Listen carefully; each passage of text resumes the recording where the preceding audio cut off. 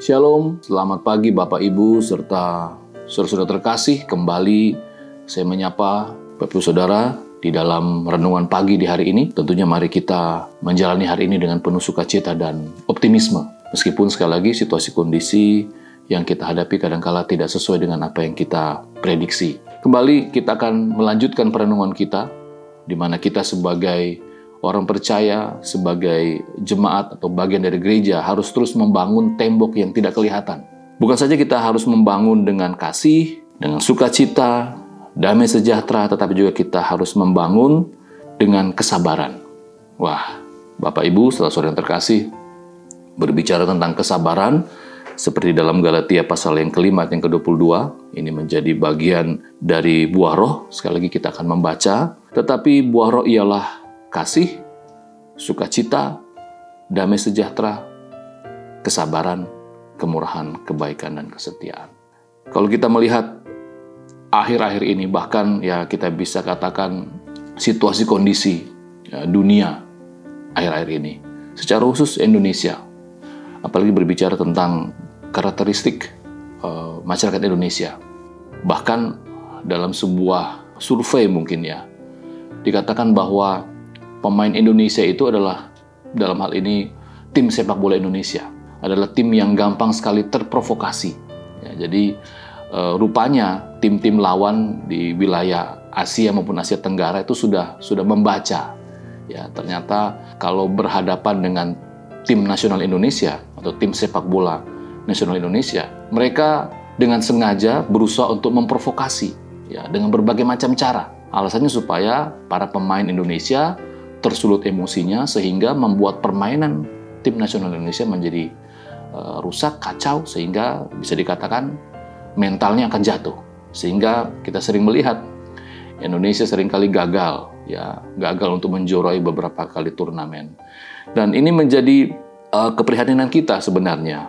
Kok bisa ya orang-orang di luar sana melihat bahwa tim nasional kita, atau bisa dikatakan ya bangsa kita secara khusus juga ya, memang adalah orang-orang yang gampang sekali tersulut dengan emosi.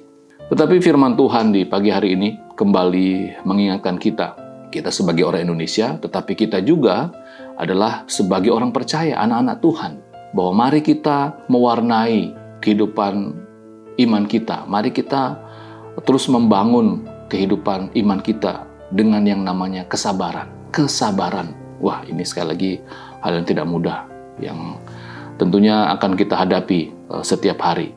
Dalam kita di rumah, dalam kita bekerja, dalam kita berlalu lintas, dan banyak hal kita diperhadapkan dengan situasi kondisi yang harus selalu bersabar, kesabaran. Nah, mengapa kita harus bersabar? Kenapa kita harus membangun salah satu bagian iman kita dalam kesabaran? Sekali lagi ingatlah bagaimana Tuhan Allah begitu sabar dalam kehidupan kita. Kalau kita melihat bagaimana perjanjian lama, bagaimana Tuhan Allah begitu sabar terhadap bangsa Israel. Ya, berkali-kali bangsa Israel melukai hati Tuhan, tetapi Allah tidak pernah hilang kasih dan kesabarannya kepada bangsa Israel. Dalam konteks kita juga, sebagai orang percaya, sebagai orang-orang yang hidup di masa-masa kasih karunia seperti ini, kesabaran Tuhan tidak pernah berakhir. Itu kita bisa buktikan saat kita setiap pagi dapat diizinkan bangun dengan keadaan yang sehat, keadaan yang kuat.